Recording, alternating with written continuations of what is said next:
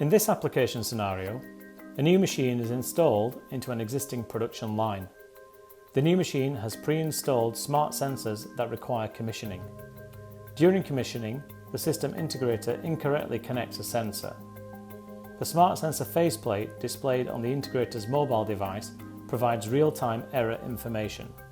At the same time, the smart sensor master module shows two flashing red LEDs indicating the affected channels. The channel monitoring information helps the integrator troubleshoot the issue and correct the error without further delays in the machine commissioning. Visual indication on the master module and data on the mobile device confirms correct configuration.